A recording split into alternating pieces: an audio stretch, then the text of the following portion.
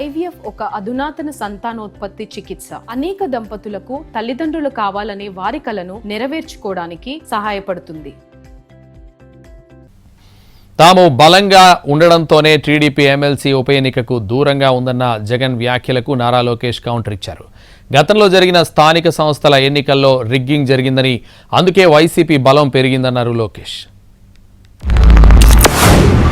అంతా ఒక తాటి మీద గట్టిగా ఉండాం కాబట్టి, గట్టిగా నిలబడగలిగినాం కాబట్టి ఆయన కూడా మెడలు వంచక తప్పలేదు.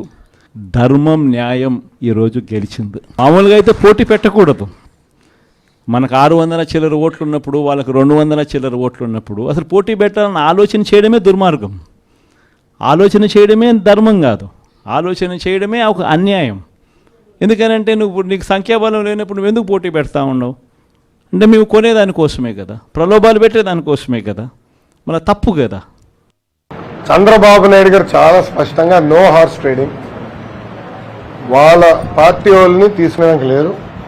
ఎవరైనా వచ్చి కూటమిలో చేరాలనుకుంటే రాజీనామా చేసి రావాల్సిందే అని చాలా స్పష్టంగా చెప్పారు.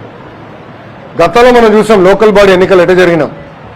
తెలుగుదేశం, జనసేన, భారతీయ జనతా పార్టీ కార్యకర్తల్ని ఇంట్లో కట్టేసి హౌస్ అరెస్టులు చేసి బయటికి రానికుండా అనేక ఇబ్బందులు పెడతాం జరిగింది.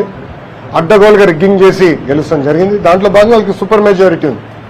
నాకు ఒక ఎమ్మెల్సీ ముఖ్యం కాదు, చాలా క్లియర్గా ఉన్నాను. ఏమన్నా పార్టీలో చేరాలంటే రాజీనామా చేసి రమ్మని చెప్పండి, అప్పుడే మనం ఏమైనా చేద్దాం తప్ప, లేదంటే ఏదో ఒక ఎమ్మెల్సీ గెలిచేదానికి వాళ్ళని తీసుకుంటే కరెక్ట్ కానే కాదని చాలా స్పష్టంగా చెప్పారు.